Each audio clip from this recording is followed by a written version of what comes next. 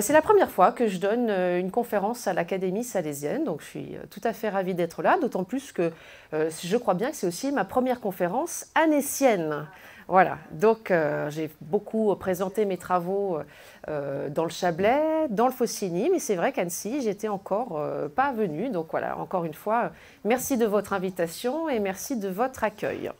Alors, je vais peut-être baisser un petit peu. Je suppose que la majeure partie d'entre vous a lu le livre, donc il ne s'agissait pas ce soir de vous refaire l'histoire de l'abbaye de Six, ni vous refaire l'ensemble des découvertes qui ont été faites sur ce site. J'ai donc préféré axer sur une partie de l'histoire de l'abbaye de Six qui me semble importante, et donc en abordant deux sujets qui, vous allez le voir à la fin de la conférence, ont un lien étroit entre eux. Mais je vais d'abord commencer donc par une introduction, un petit rappel justement sur cette question des chanoines réguliers de Saint-Augustin et de leur présence dans l'ancien diocèse de Genève. Donc effectivement, ces religieux, ils étaient assez nombreux. Je vous ai mis ici une carte de la présence augustinienne dans l'ancien diocèse de Genève et ses abords aussi, puisque, voilà, comme ça a été dit, je travaille aussi sur la congrégation du Grand Saint-Bernard qui possédait un certain nombre de dépendances dans la région lémanique, mais aussi donc dans l'ancien diocèse de Lausanne et celui de Sion. Donc vous voyez un certain nombre de maisons qui se répartissent au bord du Léman, dans les pays de plaine, mais aussi dans les pays de montagne. Des maisons, des établissements de chanoines réguliers, pour certains indépendants. Alors peut-être que l'établissement indépendant le plus connu, ce sera Saint-Maurice d'Agone, bien entendu, dans le Valais. Il n'y avait pas que celui-ci, il y avait aussi l'abbaye de Filly, à Sciez, qui n'existe plus du tout, donc dans le Bas-Chablais, par exemple. Et puis, il y avait des congrégations de chanoines réguliers. Il y en avait trois. Une qui est très peu représentée, qui était celle des Prémontrés, avec deux dépendances situées dans l'ancien diocèse de Lausanne, donc l'abbaye de Joux et une dépendance un petit peu plus au nord.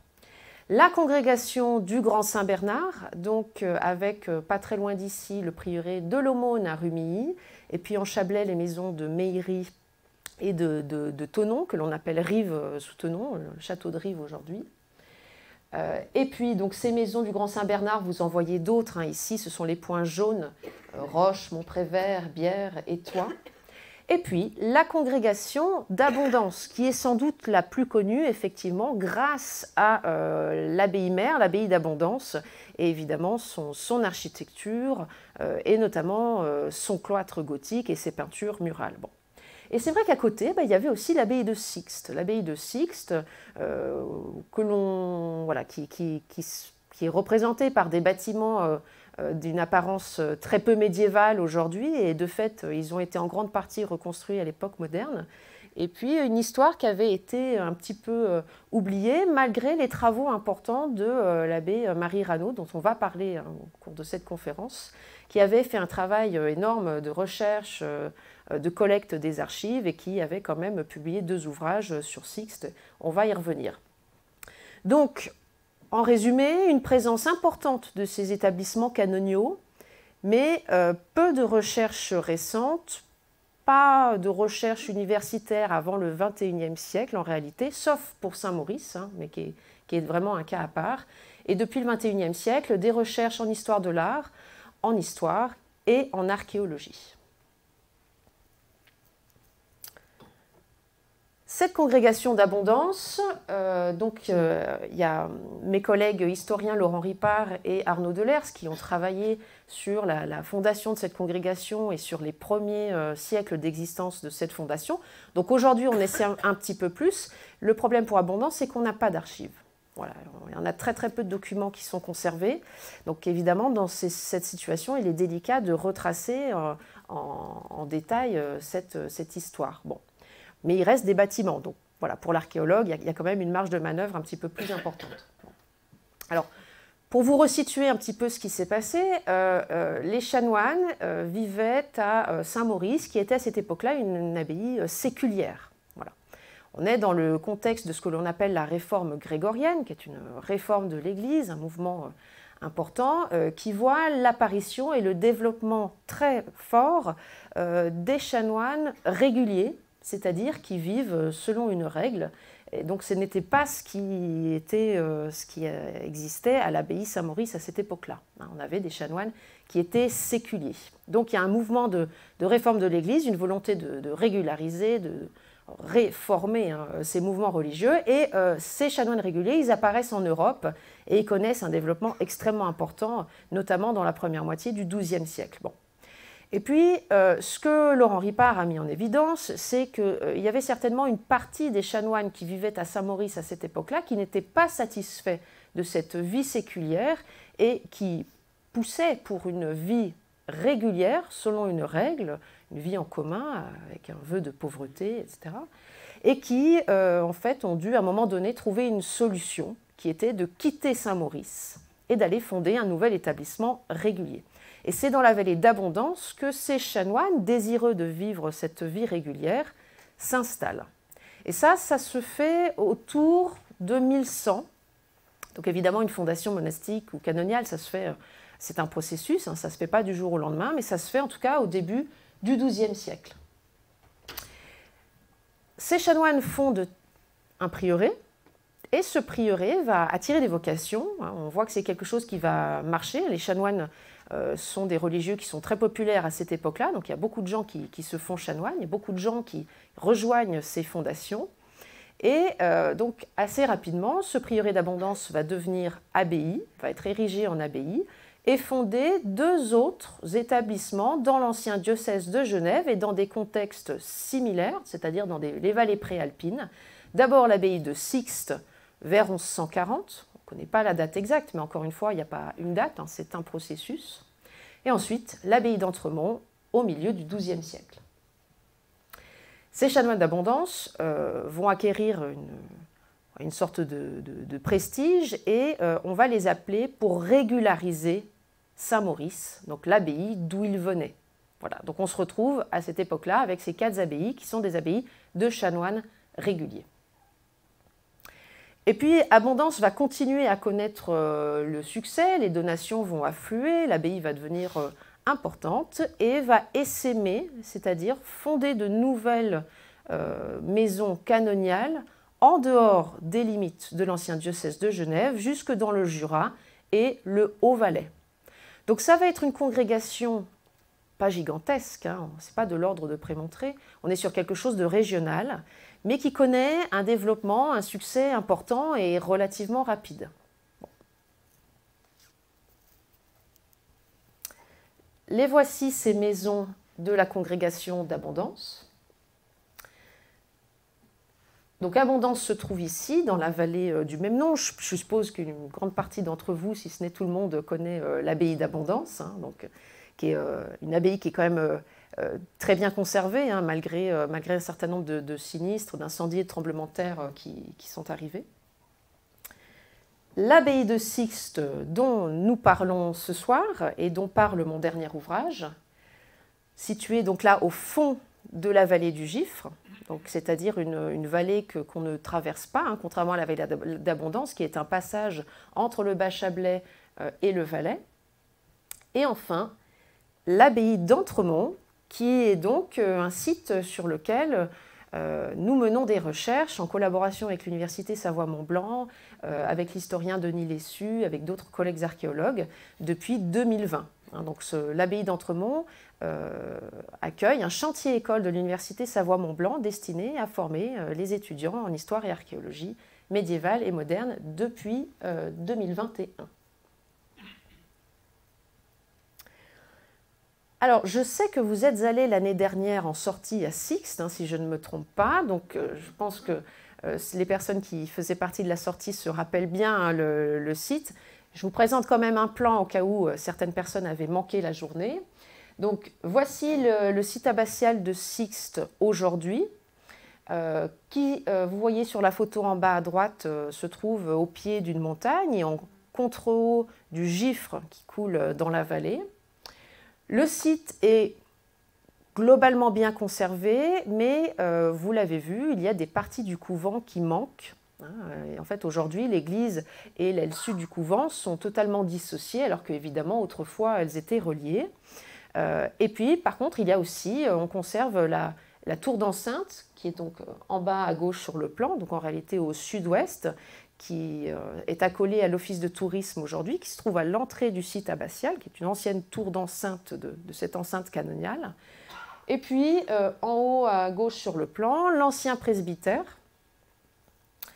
Et puis, en bas à droite, l'annexe de l'ancien hôtel, puisqu'on a dû vous l'expliquer, à partir du XIXe siècle, ce qui restait de l'ancien couvent de l'abbaye a été transformé en hôtel, et ce jusqu'à la fin du XXe siècle. Donc un site assez imposant, on reconnaît quand même assez bien la topographie typique monastique, malgré ses disparitions, avec l'église qui est au nord sur une terrasse, et puis en contrebas le couvent. On imagine les anciennes ailes latérales qui permettaient de relier cette aile sud à l'église abbatiale. Au centre, un cloître qui n'existe plus, mais dont on a retrouvé quelques vestiges au cours des fouilles, que ce soit moi ou mes collègues en archéologie préventive. Et cet enclos dans la partie sud, où se trouvaient aussi d'autres dépendances que nous avons découvertes en fouille en 2017, et puis également le cimetière paroissial qui se trouvait tout autour de l'église. Donc un site finalement assez classique, rien de très original là-dedans. On est sur une architecture monastique que l'on retrouve à Abondance, à Entremont ou ailleurs. Donc ce soir, j'ai cherché justement à essayer de parler des particularités de l'abbaye de Sixte, et j'ai décidé de me concentrer sur ces deux sujets, qui selon moi sont, disons peut-être vraiment des caractéristiques de l'abbaye de Sixte. Le premier sujet, c'est celui de l'église abbatiale, une église abbatiale qui était partagée entre les deux communautés, la communauté religieuse et la communauté paroissiale. Vous l'avez découvert donc, dans le livre si vous l'avez déjà lu. Ce n'est pas un cas propre à Sixte, j'insiste là-dessus et je vais y revenir. C'est aussi le cas pour les chanoines réguliers de l'ancien diocèse de Genève d'Abondance et d'Entremont, mais on a aussi certaines églises de monastères, de moines, qui étaient partagées. Ce qui est intéressant ici, c'est la forme que prend cette séparation. Et le second sujet que j'aborderai, c'est évidemment la figure de Ponce, Ponce de Sixte, dit Ponce de Faucigny, parce que vous allez voir, il y a un lien aussi avec l'Église.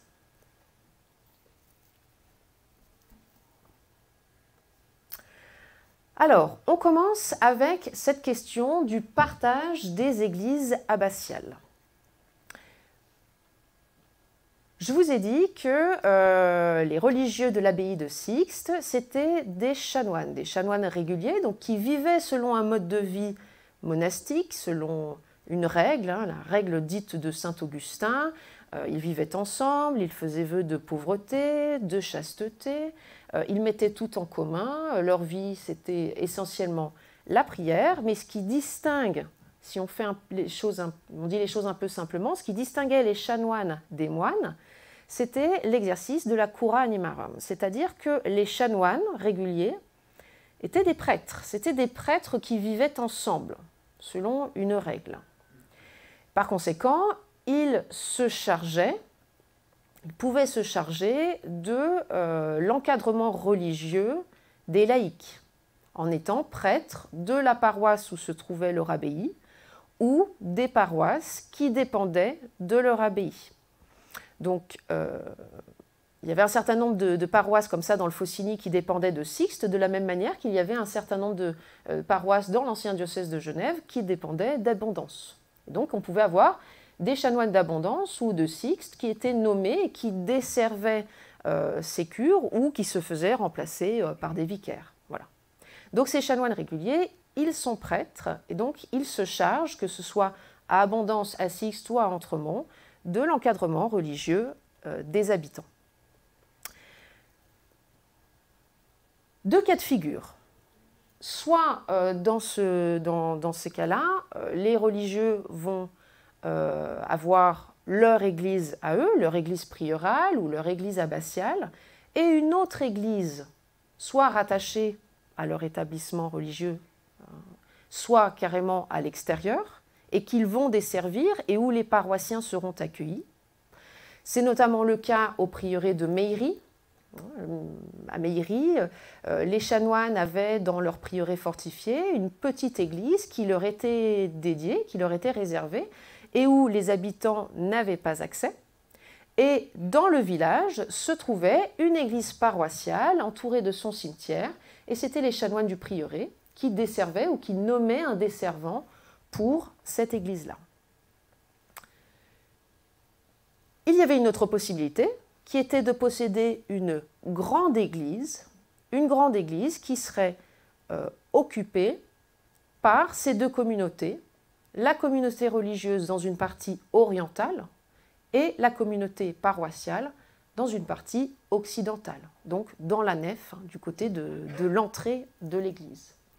Et ça, c'était le cas des abbayes d'Abondance, de Sixte et d'Entremont, mais je le répète, ce n'est pas propre aux chanoines réguliers, hein. On a aussi ce type de dispositif dans des églises desservies par des moines.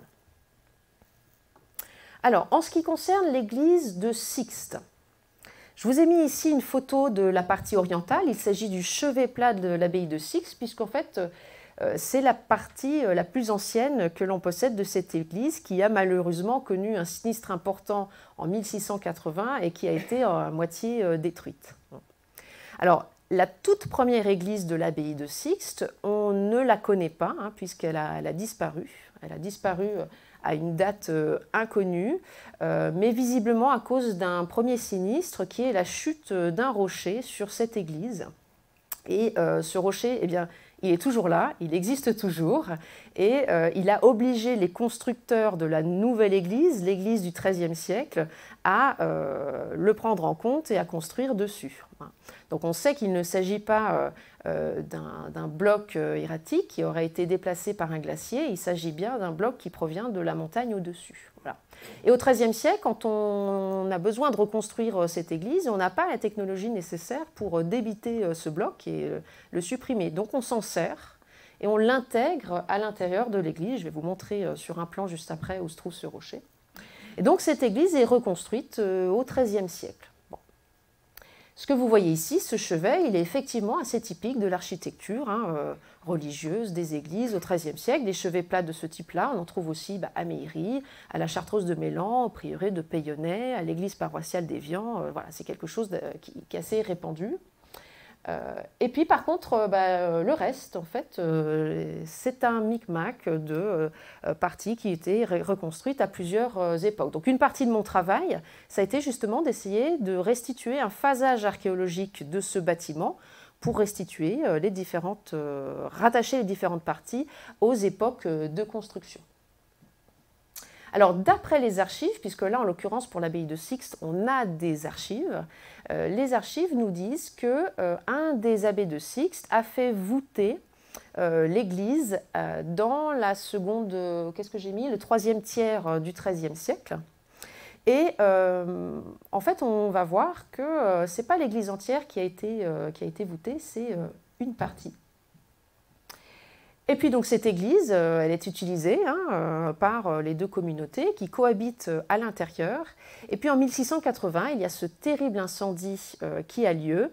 Et on sait là aussi d'après les archives, et notamment grâce au procès verbal qui suit malheureusement cet incendie, on sait l'étendue des dégâts. Alors c'est un document qui est un peu dégradé, qui a été un peu mangé par les souris. Bon, qui est conservé aux archives départementales de la Haute-Savoie. Donc il y a malheureusement des parties qui manquent, mais enfin, parmi les parties qui sont sauvegardées, il y a la description de l'église après cet incendie. Et donc ce document est très intéressant et nous donne un certain nombre d'informations. Je vais y revenir. Et puis on a d'autres archives, quelque peu postérieures, qui nous indiquent que en fait, c'est la nef qui a surtout été détruite et qui a été reconstruite dans les années qui suivent, au cours de la décennie qui suit cet incendie, et qu'on a voûté la nef en 1688. Alors voici le plan dont je vous parlais, avec le phasage architectural, ce qu'on appelle un phasage archéologique.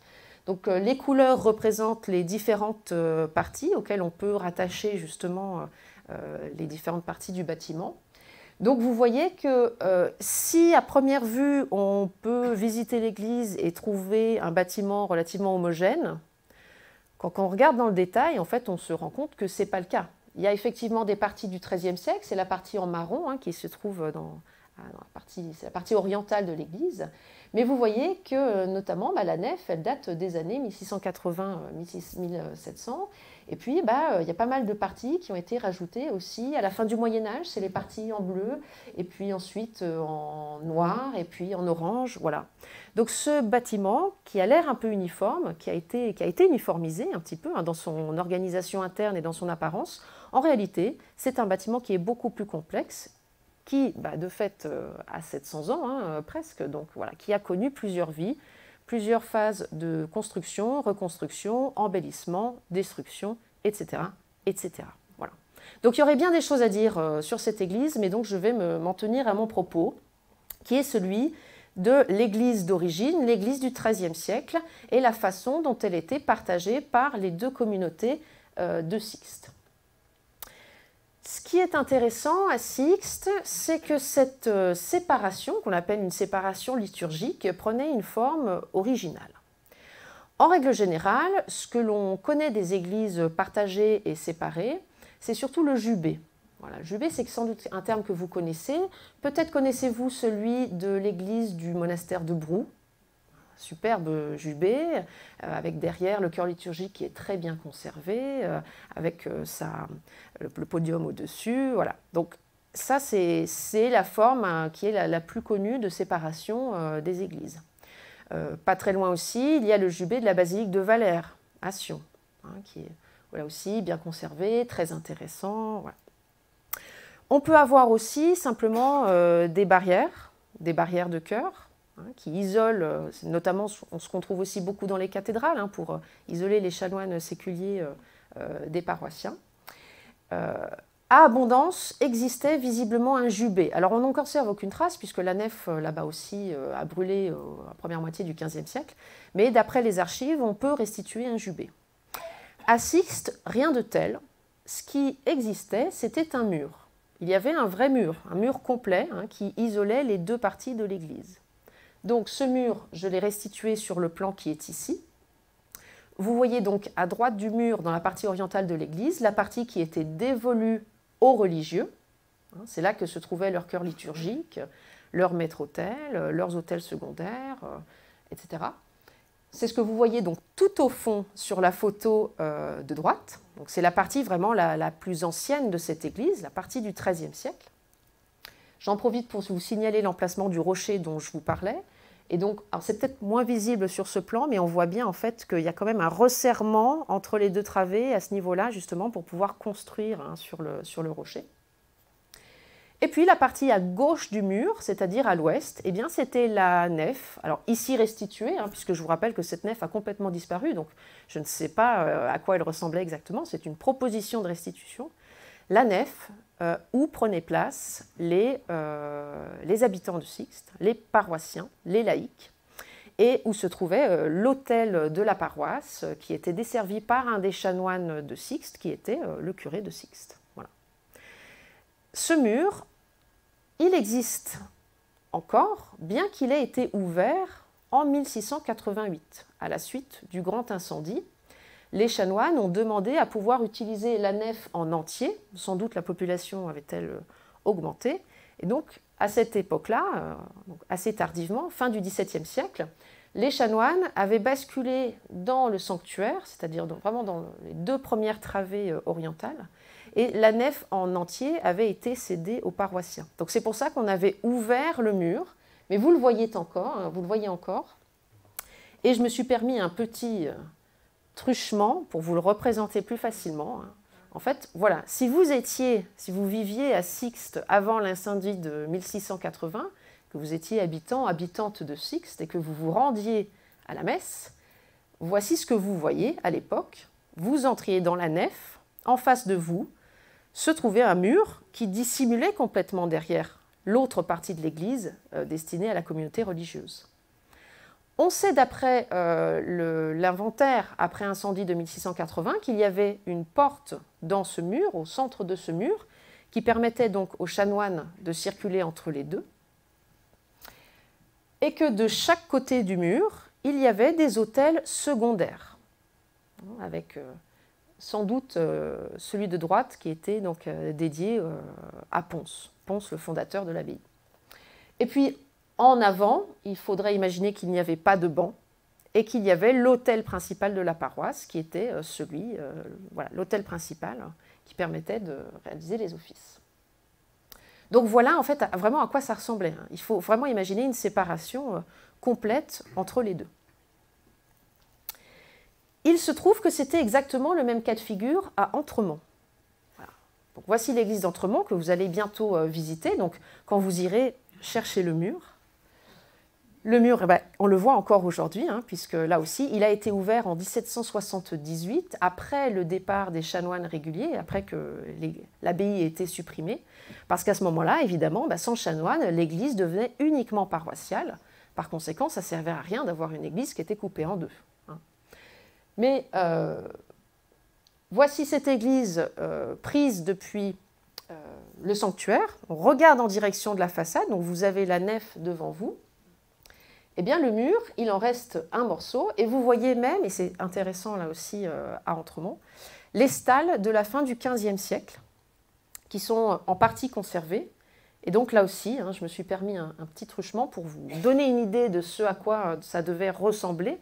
La même église vue depuis le côté des chanoines. Donc ce mur qui isolait complètement les deux églises. Là aussi, une porte au milieu qui permettait aux chanoines de passer dans la nef. Et puis de chaque côté, qui se prolongeait le long du mur, les stalles des religieux. Les stalles des religieux qui étaient encore dans les années 1760, on le sait grâce aux archives, 16. Il y en avait 16 pour normalement 12 religieux, mais ils étaient beaucoup moins. Voilà. Donc, ce qu'on peut en dire, c'est que aujourd'hui, voilà, ces églises anciennement abbatiales sont devenues uniquement paroissiales. Donc, il y a des choix pragmatiques d'organisation qui ont été faits, qui ont visé à rassembler ces deux parties, puisque une fois les chanoines de Sixte partis, une fois les chanoines d'Entremont, partis, ça ne servait à rien d'avoir un édifice qui était coupé en deux. Donc on a relié ces deux parties de l'église et il n'y avait plus qu'un maître-autel pour l'usage de la paroisse. Mais il faut faire un effort d'imagination quand on va dans ces anciennes églises canoniales ou monastiques, fréquentées par les paroissiens. Il faut imaginer comment ça devait être à l'époque avec deux parties véritablement isolées.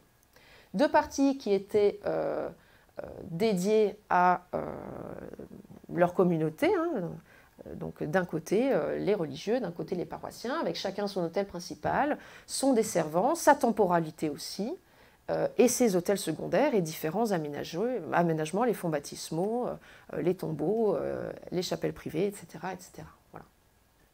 Et puis ce qui est encore intéressant, mais je ne vais pas rentrer dans le sujet parce que je ne vais pas avoir le temps, il y a cet aspect architectural, mais il y a aussi les aspects administratifs et juridiques, je dirais. Puisque en fonction des bâtiments, on se rend compte que les deux communautés s'arrangeaient différemment. Par exemple, à Abondance, l'église appartenait dans son entièreté à l'abbaye.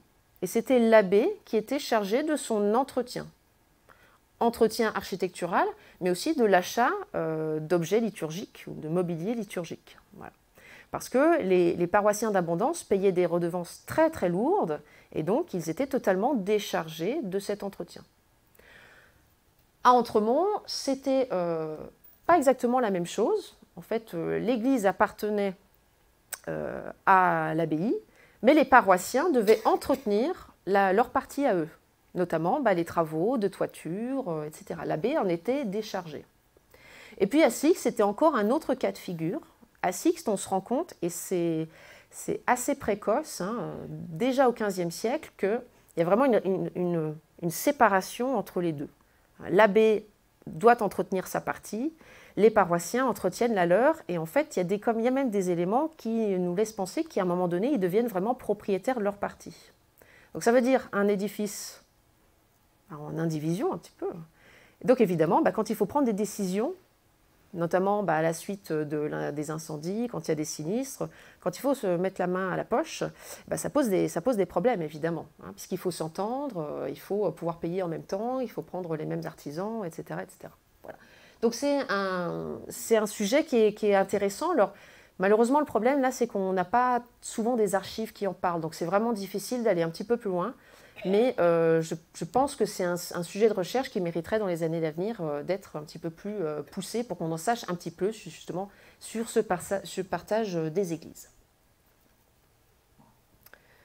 J'en viens à mon second point, et vous verrez après en quoi ça va rejoindre le premier, qui est celui de Ponce, hein, l'apparition de cette figure légendaire de Ponce de Faucigny, qui est évidemment très, très connu dans la région, hein, qui est quand même un personnage religieux très connu. Alors, moi, une partie de mon travail, ça a été justement d'essayer de faire le point hein, sur cette figure légendaire, d'essayer de comprendre comment elle était apparue, pourquoi, dans quel contexte, grâce aux actions de qui, et d'essayer de mettre en lien direct en fait, cette histoire avec l'histoire architecturale. Parce qu'évidemment, vous allez le voir, les deux sont étroitement liés. Alors, la vie légendaire de Ponce de Faucigny est publiée en 1666, dans un ouvrage que vous avez peut-être lu, hein, qui est un petit peu un classique, Ponce de Faucigny, qui aurait été l'abbé fondateur de Sixte. Bon. Alors, évidemment, le travail de l'historienne dans ce cas-là, c'est un peu de remettre cet événement dans son contexte et puis d'essayer de le comprendre et puis d'essayer de l'expliquer, chose qui n'avait jamais été faite auparavant. Alors, l'auteur de cette vie légendaire, c'est un chanoine régulier de Sixte qui s'appelait Jean de Passier, qui donc vit au milieu du XVIIe siècle, qui publie cette vie hein, dans un ouvrage dans un contexte qui est assez particulier, le XVIIe siècle. Déjà, c'est le siècle qui voit la réforme d'abondance. Hein. Au tout début du XVIIe siècle, on a François de Sales et le dernier évêque augustinien d'Abondance, qui s'appelait Vespasien Ayaza, décidé de réformer l'abbaye d'Abondance en remplaçant les chanoines réguliers par des cisterciens feuillants, mettant de fait un terme à la congrégation d'Abondance qui donc existait depuis le XIIe siècle et dont Sixte était la première abbaye fille. Donc déjà, c'est quand même un changement assez important pour l'abbaye de Sixte qui, de fait, se retrouve indépendante.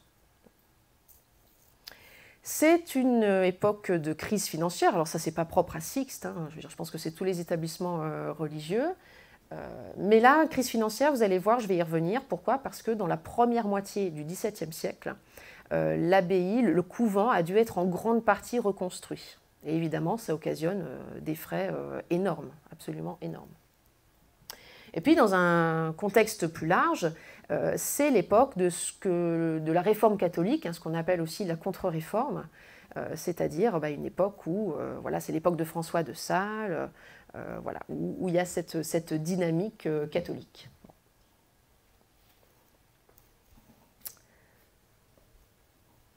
Alors ça, c'était l'acte 1, ce que j'ai appelé l'acte 1, l'action de Jean de Passier. Et puis, il y a un acte 2 qui se passe à la fin du XIXe siècle. Donc, 200 ans plus tard. Et là, c'est l'abbé Marie Ranaud, hein, dont je parlais en introduction, qui est un prêtre né en 1841, originaire de Sixte, archiprêtre curé de Saint-Julien, qui lui se lance dans des recherches pharaoniques hein, sur l'histoire de sa paroisse et sur l'histoire de l'abbaye de Sixte, qui va consulter les archives de l'abbaye qui sont à cette époque encore conservées à Sixte et qui ont été au XXIe siècle transférées aux archives départementales de la Haute-Savoie, mais à l'époque elles se trouvent là-bas et visiblement il y a une quantité encore plus importante d'archives par rapport à aujourd'hui, puisqu'il cite des documents qu'on ne retrouve pas aujourd'hui. Hein, donc c'est vraiment un travail qui est très important et qui nous aide encore aujourd'hui à connaître cette histoire. Donc il entreprend ses recherches à une date inconnue et en fait ça va être le principal acteur hein, du procès en béatification de Ponce. En 1890, il est nommé par l'évêque postulateur diocésain de la cause du bienheureux Pons, c'est-à-dire que c'est lui qui va se charger de l'évaluation de la dévotion qui existe, qui s'est développée autour du culte de Pons. Donc il a un rôle vraiment extrêmement important dans le devenir de cette figure de Pons de Faucigny. En 1905, il publie une nouvelle vie de Pons, alors qui est quand même en très très grande partie inspirée de la première vie de Pons, celle rédigée et publiée en 1666. Disons qu'il apporte certains éléments de plus, mais en fait, il reprend quand même en grande partie ce qui a déjà été fait. Et en 1916, il publie donc une monographie énorme, histoire de Sixte, de son abbaye, de la paroisse, jusqu'à la Première Guerre mondiale. Donc il fait un travail, évidemment, il dédie, je pense, une très très grande partie de sa vie à sa paroisse d'origine, à son histoire et à cette figure mythique de l'abbé fondateur. Ça, c'était l'acte 2. Le problème, dans tout ça, c'est qu'en fait, il n'y a absolument rien qui atteste l'existence de Pons de Faucigny. Donc c'est un petit peu embêtant quand même. Alors, quand je dis que rien n'atteste l'existence de Pons de Faucigny, je ne dis pas que Pons, l'abbé fondateur de Sixte, n'a jamais existé, parce que lui, il a existé, c'est certain. Et d'ailleurs, pour une personne ayant vécu au XIIe siècle, on le connaît assez bien, puisqu'il est mentionné dans 7 actes. Dans 7 actes, en tant qu'abbé de Sixte, puis abbé d'Abondance, puis de nouveau abbé de Sixte, il apparaît dans la documentation historique. Donc c'est certain, il a existé, il a effectivement fondé l'abbaye de Sixte.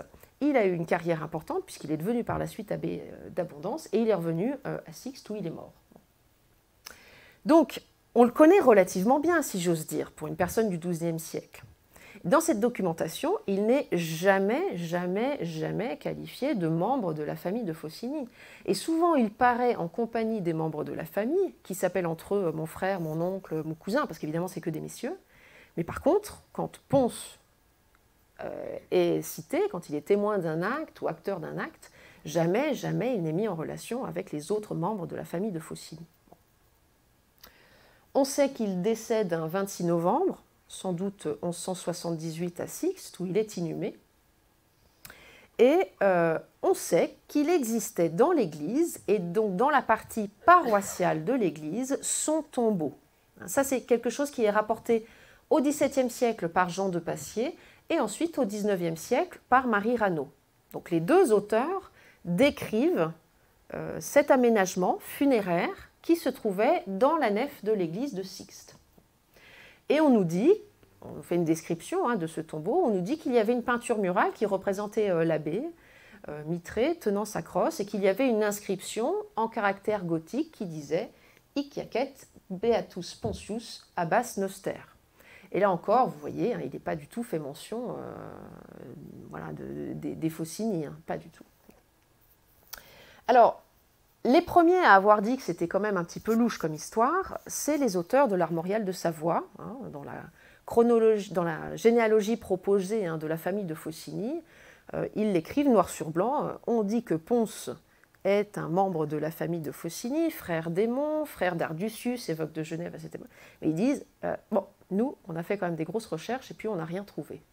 Donc ils sont les premiers à le dire, fin 19e, début 20e, que cette histoire de parenté entre Pons et les Faucigny, elle est quand même un petit peu louche.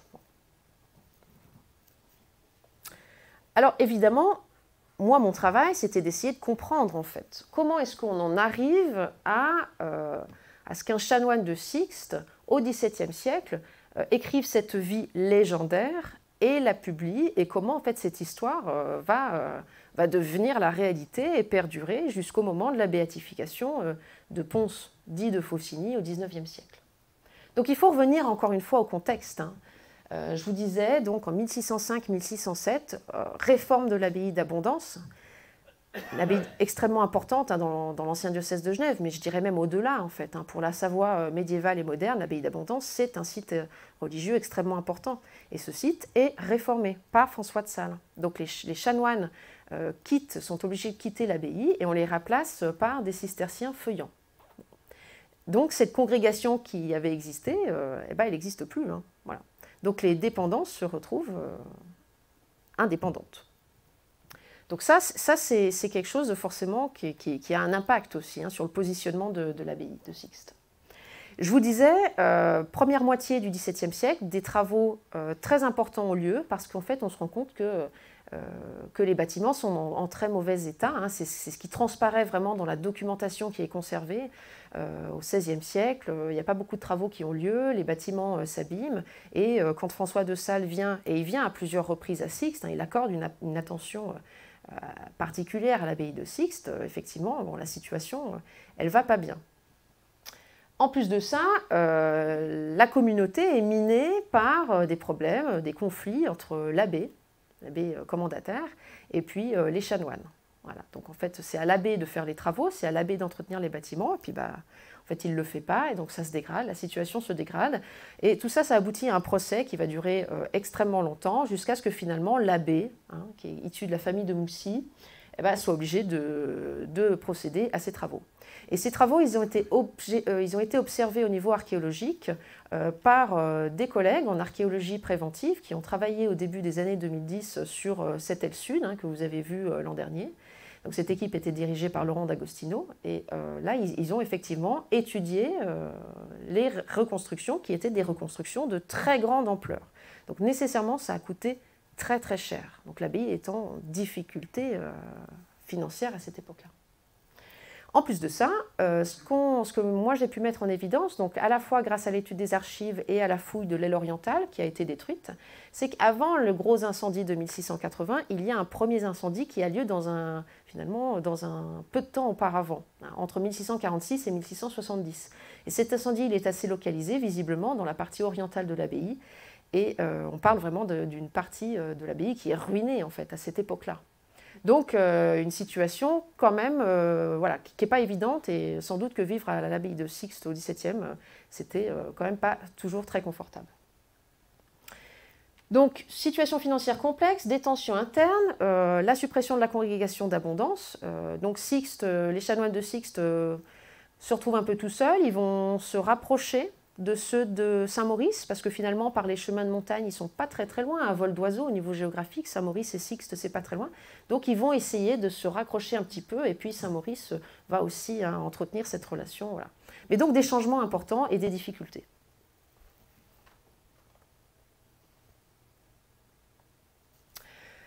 Alors, si on essaie de réfléchir à la réalité en fait, de ce culte, de ce qui deviendra par la suite un pèlerinage, on se rend compte qu'en fait, les informations, on n'en a pas tant que ça. On n'en a pas tant que ça. La première mention d'un pèlerinage à Sixte, elle n'est pas très ancienne, regardez. 1606, on a la première mention écrite d'un pèlerinage, et attention, c'est à la fontaine de Pons. Ce n'est pas sur le tombeau de Pons dans l'église. C'est une habitante du Mont-Saxonnais qui est malade, qui vient en pèlerinage et qui en fait décède à Sixte et qui est inhumée à Sixte. Et ça, c'est une information qui provient des registres paroissiaux. Donc voilà, pas d'attestation finalement très très ancienne d'un culte ou d'un pèlerinage. Et puis, par contre, le 14 novembre 1620 a lieu un événement qui est sans doute extrêmement important et qui va sans doute mettre en place cette histoire. C'est le séjour de François de Sales à Sixte, qui va faire ouvrir le tombeau de l'abbé, qui se trouve donc, je vous le disais, dans la nef de l'église, et qui va reconnaître les reliques. Alors en plus, on nous raconte que ça a lieu de nuit, à la lumière des torches, qu'il y a un tout petit nombre de personnes autorisées à assister l'évêque. Donc il y a une ambiance comme ça un peu mystérieuse. Voilà, on nous raconte, on nous fait ce récit là plus tard en 1666. François de Sales prend les os, il les reconnaît, il prend un petit os aussi qu'il va emmener avec lui. Donc voilà, vous connaissez aussi l'aura de François de Sales, même de son vivant, donc c'est pas anodin. Et il aurait, d'après ce qu'on nous raconte en 1660, un petit peu plus tard, il aurait exprimé en fait les regrets de ne pas avoir sous forme écrite les vertus et les mérites de Pontius. Et là encore, on ne nous parle pas de Ponce de Faucigny. L'abbé, enfin l'évêque, il nous parle de Pontius, l'abbé Pontius. Et puis, il faut attendre 1666 pour avoir une description vraiment de ce tombeau et du culte qui est rendu. C'est donc dans l'ouvrage de Jean de Passier qui nous parle de ce tombeau, d'après lui, médiéval, Il nous parle à cette époque-là d'inscription au caractère gothique, c'est l'inscription que je vous ai montrée tout à l'heure, d'une forme d'un arc qui évoque le Moyen-Âge, et puis de la forme de dévotion un petit peu particulière qui existait dans cette église, puisqu'on nous dit que les malades, notamment les malades de la fièvre, se rendaient dans l'église pour se coucher sur le tombeau du saint, y passer un certain nombre d'heures, et se relever guéri. Donc c'est quelque chose d'assez original qui a été étudié par l'ethnologue Arnold von Gennep.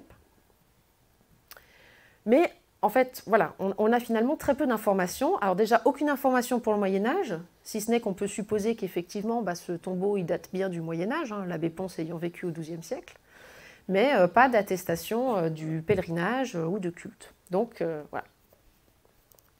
Alors ce tombeau, il n'existe plus malheureusement, puisqu'en fait l'abbé Marie Rano l'a fait supprimer, et c'est quand même un petit peu étonnant, hein, on est dans la seconde moitié du XIXe siècle, il fait supprimer le tombeau, et puis on fait construire ce monument qui est ici en 1885, donc quand même une dizaine d'années avant la béatification de Pons, et puis la béatification elle intervient en 1896 et on construit, on récupère en fait les ossements et on les met dans une châsse et on les installe cette châsse dans une chapelle dédiée à Saint Pons qui se trouve en dessous du clocher aujourd'hui. Donc voici où il faut situer ce tombeau de Pons. Vous reconnaissez dans la partie gauche la partie réservée aux religieux, à la communauté canoniale, et dans la partie droite, vous avez au centre le mur, cette nef restituée, parce qu'encore une fois, elle a complètement disparu, donc je ne peux pas affirmer quelle était sa longueur et sa forme, ni quoi que ce soit, mais par contre, on a certains éléments qui existent encore, dont cette porte que vous voyez sur la droite, et puis la localisation, qui est quand même assez bien connue, grâce au texte, du tombeau, qui était ici, donc vraiment au droit de ce mur qui séparait en deux cette église. Alors, qu'est-ce qu'il faut en tirer? Qu'est-ce qu'il faut résumer? Dire qu'effectivement, le XVIIe siècle, c'est une époque où l'abbaye a besoin de liquidités importantes pour rembourser les travaux qui ont lieu entre les années 1620 et 1646. C'est quand même toute l'aile sud et tout le cloître qui sont reconstruits à cette époque-là, et sans doute des rénovations qui sont apportées au reste des bâtiments. Plus encore d'autres restaurations à apporter après l'incendie qui a lieu entre 1646 et 1670. Donc une situation critique que connaît François de Sales, et en 1620, il va reconnaître les reliques, et de là, on sent qu'il y a quand même quelque chose qui se met en place, il y a quelque chose qui se développe. Sans doute que c'est à partir de là qu'il y a un pèlerinage qui se met en place, et que ce pèlerinage va fonctionner et sans doute être amplifié par la béatification de François en 61 puis sa canonisation en 65. Et vous voyez que la publication de la vie légendaire de Sixte intervient en 66. Donc tous ces événements, ils ont lieu quand même dans un laps de temps qui est relativement court. Alors, pour conclure sur ces deux sujets, et vous avez vu maintenant comment je les ai liés ensemble, l'église de Sixte, cette église abbatiale, était donc une église partagée entre la communauté des chanoines et la communauté paroissiale, sans doute dès la reconstruction de l'église au XIIIe siècle. On n'a aucune raison de penser que le mur a été construit dans un second temps, et d'ailleurs au XVe siècle, on va construire contre ce mur une tribune côté église canoniale, donc ça montre bien que ce mur existait, et de l'autre côté, on installe le tombeau de l'abbé Pons. Donc c'est un aménagement, une organisation interne qui est ancienne déjà. Le fait que le tombeau de Pons se trouve dans cette partie paroissiale et non pas dans la partie des chanoines montre que ce culte, ce n'était pas un culte interne à la communauté canoniale, c'était un culte qui était aussi destiné aux habitants de Sixte. Mais je ne suis pas certaine qu'on puisse dire que ce culte il allait beaucoup plus loin. C'était peut-être réservé aux habitants de Sixte à cette époque-là. Mais en tout cas, les habitants avaient accès à ce tombeau. À quelle date a-t-il été peint? À quelle date l'inscription a-t-elle été réalisée? Je ne peux pas vous le dire. Mais bon, il y a quand même des éléments qui laissent supposer que c'était déjà le cas au moins à la fin du XVe siècle. Peut-être avant, ça malheureusement on ne pourra pas le dire. Il est impossible de parler d'un pèlerinage au tombeau avant le XVIIe siècle, et je dirais même avant la seconde moitié du XVIIe siècle en réalité. Et sans doute qu'il faut mettre en lien l'apparition de ce pèlerinage avec les actions de François de Sales et de Jean de Passier. Donc on va décider de rattacher, pour des raisons X ou Y, ce Pons, l'abbé fondateur, l'abbé historique de Pons, à la famille de Faucigny au XVIIe siècle. Et peut-être faut-il y voir justement une conséquence de la suppression de la congrégation d'Abondance et le fait qu'on souhaite rattacher en fait la fondation de cette abbaye à l'action des Faucigny et à voilà, un personnage du XIIe siècle, ancien, frère de l'évêque, etc., etc. C'est une possibilité. À cette figure, on va lui associer la prioresse Adélaïde. Peut-être que vous l'avez aussi vu, ça aussi, dans mon livre. C'est une autre histoire, je n'aurai pas le temps d'en parler malheureusement, mais là aussi, il y a de fortes chances que cette prioresse Adélaïde de Faucigny, elle ait été créée de toutes pièces.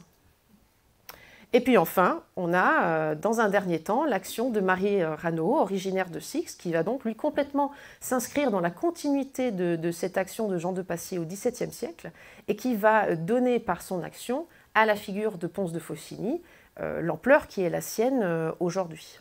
Mais ça, voilà, ce que j'ai essayé de vous montrer aujourd'hui, c'est les liens qu'on peut faire entre histoire, architecture, contexte historique, politique, financier, vous montrer qu'en fait le travail de l'archéologue, c'est pas juste creuser des trous pour creuser des trous, comme nous a dit notre ministre de la Culture il y a quelques jours en arrière. C'est un travail qui est complexe, c'est un travail qui se fait dans le temps et qui nécessite de s'intéresser à l'histoire de l'art et de faire une synthèse des informations sur le temps long. C'est évidemment pas quelque chose qui se fait rapidement et facilement, ça nécessite de prendre le temps de le faire et quand on le fait, eh bien, vous voyez, on peut mettre en relation des éléments divers et variés pour arriver à une nouvelle lecture de notre patrimoine et de notre histoire. Voilà. Je vous remercie beaucoup de votre attention.